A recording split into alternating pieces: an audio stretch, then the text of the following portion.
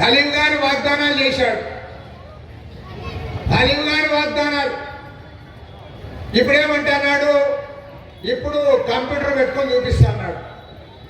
Computer పెట్టుకొని ఏం చూపుతున్నాడంటే, నేను కూడా ఏమో అనుకోండి పోయి బీరువా తెరిచి చూసినాడు, బీరువాలో ఏం లేవు అంటాడు.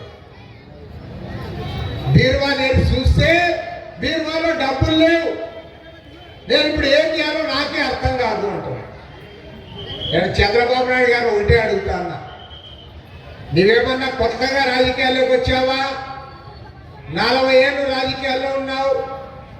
నీవే చెప్తుంది రాష్ట్రం అంతా దివాళా తీసిందని.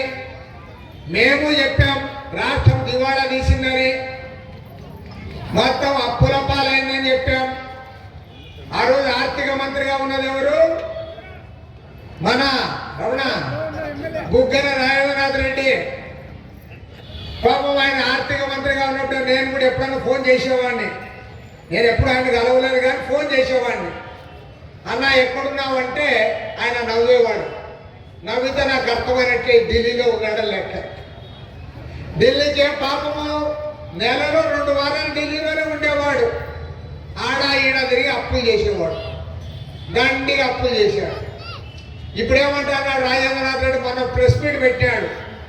నేనేదో చాలా అప్పులు చేశాడని చెప్పావు, అయ్యా నీ అప్పుల చిట్టా ఇప్పుతున్నాను, నువ్వు జూన్ నెలలో ఇంత చేశావు, జూలై నెలలో ఇంత చేశావు, ఆగస్టులో ఇంత చేశావు అని మొత్తం చెప్పేశాడు. మొత్తం 6 నెలల కాలంలో 1 లక్ష కోట్ల రూపాయల అప్పు చంద్రబాబు నాయుడు గారు చేశారు. అన్ని అప్పులే. అమరావతి రాజధాని కోసము వరల్డ్ బ్యాంక్తో 15,000 కోట్లు అప్పు చేశాడు. హట్కో వాళ్ళతో 11,000 కోట్లు అప్పు చేశాడు.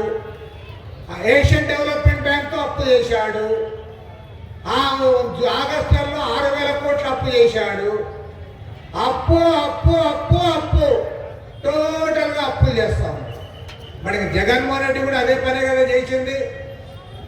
వాళ్ళకి నీకు తేడా ఏమి తేడా ఉందో చెప్పమని అడుగుతా ఉన్నా. బుగ్గన రాజేంద్రనాథ్ రెడ్డి అప్పుడు చేశాడు, ఇప్పుడు చంద్రబాబు నాయుడు నేరుగా ఆయనే పోతున్నాడు. అప్పుడప్పుడు పయ్యావుల కేసును పంపిస్తాడు. తేడా ఏమప్పంటే అప్పుడు మన డోన్ ఎమ్మెల్యే పోతాడు, ఇప్పుడు ఉరవకొండ ఎమ్మెల్యే పోతాడు. ఏమి తేడా లే పాపం, ఇద్దరు మనోళ్ళే. అప్పుడు డోన్ ఆయన పోయాడు, ఇప్పుడు మన ఉరవకొండ ఆయన పోతున్నాడు. ఏమి తేడా ఉందని నేను అడుగుతా ఉన్నా. పైగా చంద్రబాబు నాయుడు నువ్వు ఆర్థిక మంత్రిగా చేశావు, ముఖ్యమంత్రిగా చేశావు, ప్రతిపక్ష నాయకుడిగా ఉన్నావు, నీకు తెలుసు డబ్బులు లేవన్నాడా? కానీ ఆ రోజు బ్రహ్మాండంగా చెప్తివి, అందరికి చెప్తివి. ఇంక మళ్ళీ ఆడోళ్ళకైతే ఇంక ఎక్కువ చెప్పినాడు ఒకేసారి. ఆడోళ్ళకైతే వీళ్ళకి నెలకు 1500 ఇస్తాడు. నెలకు 1500, 3 సిలిండర్లు, తర్వాత ఫ్రీ బస్సు, మళ్ళీ ఆ తల్లి దీవెన పిల్ల దీవెన ఏదో ఉంటుంది, తల్లికి వందనం, అన్నీ చెప్పినాడు వాళ్ళకి. ఇప్పుడు వాళ్ళు అడుగుతున్నారు, వాళ్ళు అడుక్కోండి ఏంటుకుంటారు, మాకు చెప్పాము కదా సార్ ఇవ్వండి అని. చిన్న ఇయ్యలేం సార్ మాకు బస్సు ఫ్రీ అంటున్నారు. రైతులు అడుగుతా ఉన్నారు, మాకు 20,000 రూపాయలు ఇస్తారనో మాకు లేదే అంట. తర్వాత మళ్ళీ కరెంట్ ఛార్జీలు చెప్పాము. కరెంట్ ఛార్జీలు నేను వస్తే తగ్గించేది, ఎప్పుడు కరెంట్ ఛార్జీలు పెంచను అన్నావు, వీలైతే తగ్గిస్తానని కూడా చెప్పినావు. కానీ మరి మీరు గమనించారో లేదో, 5 మాసాల కాలంలో వితిన్ 5 months 2 సార్లు కరెంట్ ఛార్జీలు పెంచాడు. ఒకసారి 6,072 కోట్లు, ఇంకోసారి 9,412 కోట్లు, మొత్తం 15,400 కోట్ల రూపాయలు ఇవాళ కరెంట్ ఛార్జీలు పెంచావు. 15